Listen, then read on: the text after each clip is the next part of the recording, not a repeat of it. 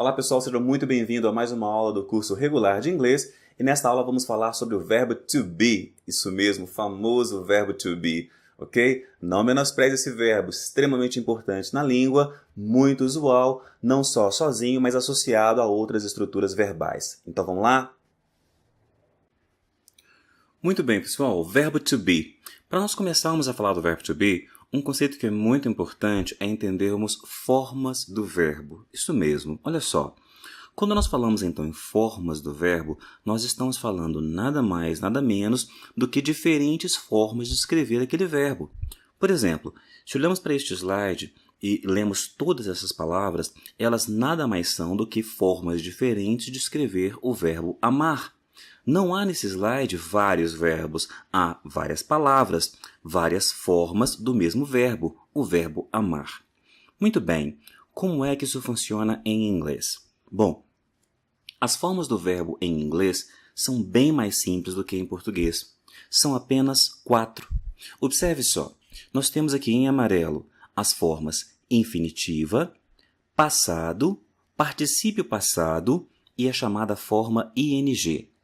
Então, exemplifiquemos. O verbo to go, a presença da palavra to, então, indica o infinitivo do verbo, é o verbo ir. Passado, went. Particípio passado, gone. Forma ing, going. Segundo verbo é o verbo to work, forma infinitiva, trabalhar. No passado, worked. No particípio passado, worked. A forma ing, working. Vamos ver mais uma vez. To go, forma infinitiva, went é o passado, gone, particípio passado, forma ing, going. Verbo to work, passado, worked, forma do particípio passado, worked, forma ing, working, do mesmo verbo to work. Muito bem. Daí surge um outro conceito, o conceito de verbo regular e verbo irregular. O que constitui um verbo regular em inglês?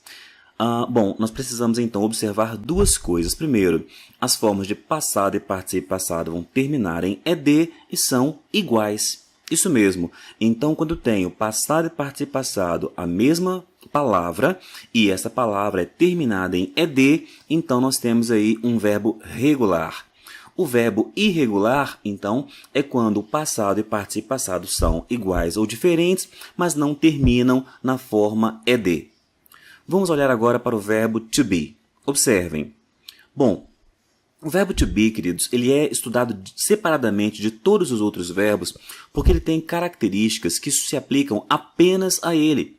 Observe, então, lá no começo que o verbo to be infinitivo vai ter no presente 3 formas. Am, is, are. Nenhum outro verbo tem essa característica, ok? Então, o verbo to be forma em infinitiva. No presente, nós temos am, is, are. No passado, nós temos 2 formas, was, were. Was, were. Particípio passado, been. E a forma ing, been. O verbo to be é um verbo irregular. Observem. As formas de passado e particípio passado são diferentes, não é? Não terminam com ed. É um verbo, portanto, irregular. Muito bem, vocês devem estar confusos, né? Querendo saber como é que isso se aplica. Fiquem calmos, agora é hora de analisarmos caso a caso. Então vamos lá. Bom, formas do verbo então, não é? Observem que o verbo to be possui então as formas do presente e as formas do passado. Am, is, are, presente, was, were, passado. Então, tudo começa com a memorização. Nós temos que guardar essas palavras, né, gente? É o ponto 0. Então, decorar, associar que to be, o verbo tanto ser ou estar em inglês, no presente possui 3 formas, am, is e are, e no passado was, were, é o começo de tudo. E é muito importante que nós identifiquemos isso de imediato, ok? Ok, galera, então aquela introdução conceitual já está feita, agora precisamos mostrar cada palavra e como usá-las. Fechado? Então vamos lá? Observem agora como é que nós vamos construir na frase a forma afirmativa, a estrutura afirmativa. Tudo começa no sujeito, não é? Então temos aqui as pessoas do discurso. I, you, he, she, it, we, you, they. Já conhecemos os pronomes que representam aí a posição de sujeito na frase. Para cada pessoa, então, nós vamos atribuir uma forma, mas é bem mais simples que o português. Observem como apenas aquelas 3 formas vão se distribuir aqui entre todas as pessoas. A forma am é exclusiva da primeira pessoa, I am. A forma are acontece na segunda pessoa do singular, you are, ou seja, você é ou você está, e lá no plural, we are, nós somos, you are, vocês são ou estão, they are, eles são ou estão. Enquanto aqui na terceira pessoa do singular, he, she, it é sempre is. É muito, mas é muito importante mesmo que vocês memorizem isso. E de tão fácil que é, muita gente despreza e fala, não vou prestar muita atenção, já entendi. Galera, vamos não apenas entender, não só entender, mas saber isso by heart, saber de cor, de verdade, ok? Continuando então, observem que, para construirmos a forma afirmativa, nós então construímos colocando o sujeito e depois o verbo to be em cada forma correspondente. Para nós entendermos isso bem, eu fiz aqui aquela tabelinha de primeira, segunda, terceira pessoa do singular, primeira, segunda e terceira pessoa do plural. Fechado? Para algumas pessoas que vão fazer prova, tem que estudar para fazer lá um mestrado ou querem estudar fora do país, saber isso é importante. Se você quer apenas aprender para poder usar no dia a dia e tal, decorar esses conceitos não necessariamente é imprescindível. Então, fique à vontade, ok? Continuando. Agora, precisamos aprender a fazer a forma negativa. Temos aqui, então, frases formadas na afirmativa com o verbo to be. I am a teacher, you are a student, he is a good friend, she is an excellent driver, it is a great movie, we are friends, you are great people, they are fantastic singers. Do começo, então, eu estou afirmando, eu sou um professor, I am a teacher. Segunda linha, nós temos, you are a student, você é um estudante. Terceira linha, he is a good friend, ele é um bom amigo. Próxima linha, quarta linha, she is an excellent driver, ela é uma excelente motorista. It is a great movie, ele é um ótimo filme. We are friends, nós somos amigos. You are great people, vocês são ótimas pessoas. They are fantastic singers, eles são cantores fantásticos. Todas, então, afirmativas. Se nós precisamos, então, construir a negativa, o que é que vamos fazer? Basta-nos apenas, então, acrescentar a palavra not imediatamente depois do verbo to be. Então, o que era afirmativo agora virou uma frase negativa. Vejamos. I am not a teacher, eu não sou um professor.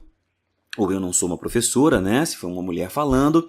You are not a student. Você não é um estudante. He is not a good friend. Ele não é um bom amigo. She is not an excellent driver. Ela não é uma excelente motorista. It is not a great movie. Ele não é um grande filme.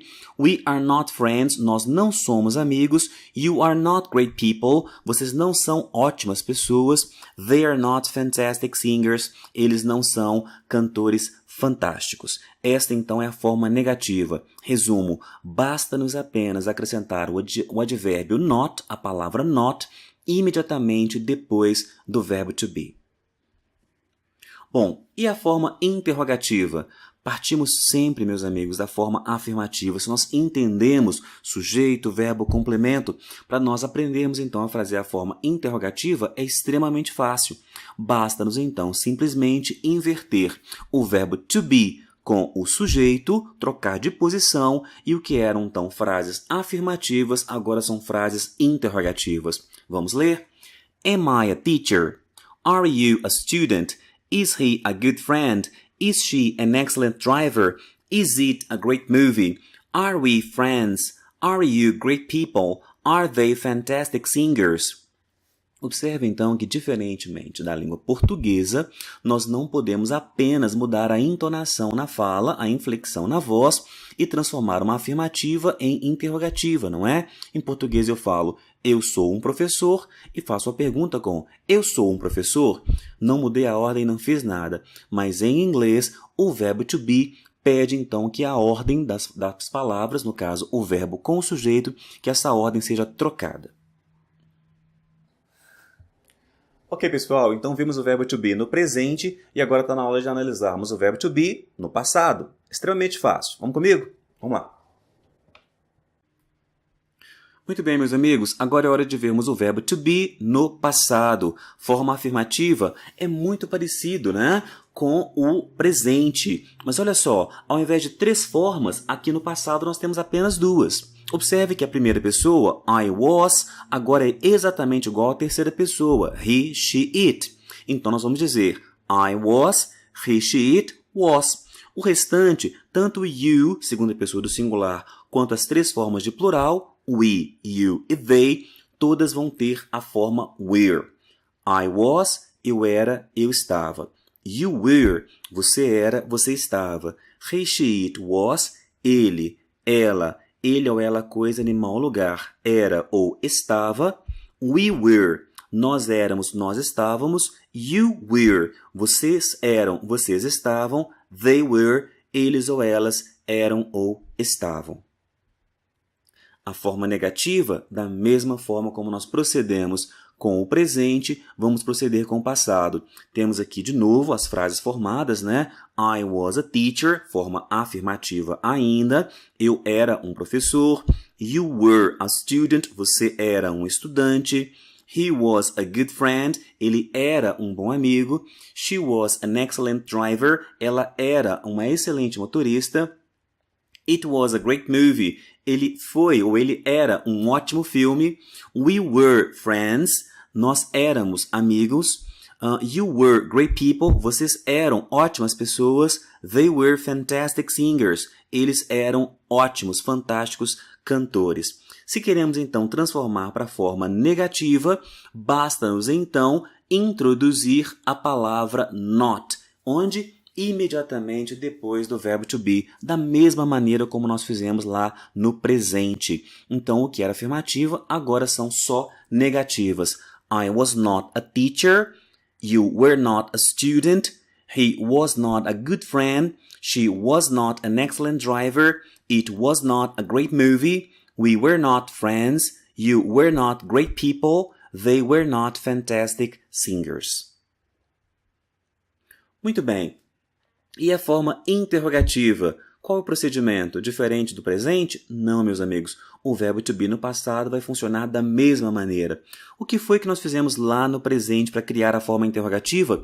Trocamos de posição, sujeito com verbo, não foi? Faremos a mesma coisa aqui, não é? Então, o verbo to be vai para frente do sujeito e assim nós criamos formas interrogativas. Was I a teacher? Eu era um professor? Were you a student? Você era um estudante? Was he a good friend? Ele era um bom amigo? Was she an excellent driver? Ela era uma excelente motorista? Was it a great movie? Foi um ótimo filme? Era um ótimo filme? Were we friends? Nós éramos amigos? Were you great people? Vocês eram ótimas pessoas? Were they fantastic singers? Eles eram ótimos, fantásticos cantores? Muito bem, vamos para a prática agora. Observem, temos aqui 2 frases de exemplo, uma no presente, outra no passado. You are in Rio, você está no Rio. He was in New York City last month, ele estava em Nova York, na cidade de Nova York, no mês passado. Meus amigos, tudo começa com o reconhecimento das palavras are, no presente, o verbo to be, e was, no passado, o verbo to be. Uma vez reconhecido aqui que essas 2 palavras, né, são formas do verbo to be, aí tudo fica fácil. Quero fazer interrogativa? Basta inverter o verbo to be com o sujeito. Are you in Rio? Então a pergunta está formulada. Da mesma maneira, a segunda frase, was he in New York City last month? basta inverter o verbo to be com o sujeito e a forma afirmativa vai virar a forma interrogativa. Observe, então, que foi exatamente o que aconteceu nos dois casos. O verbo to be saiu da posição natural, original dele na presença ali, né? Logo depois do verbo do sujeito, né? Na forma afirmativa, e foi posicionado antes do sujeito na forma interrogativa. Observemos agora as mesmas duas frases. You are in Rio, he was in New York City last month. Suponhamos que nosso desejo agora seja fazer perguntas de conteúdo, aquelas perguntas que usam pronomes interrogativos, quem, o que, onde.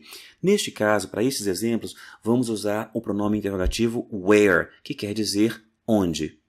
Então, tudo começa novamente com a identificação do verbo to be, primeiro na forma do presente, you are, e depois em uma de suas formas no passado, he was. Observe então, se eu quero perguntar onde você está, where are you? Where are you?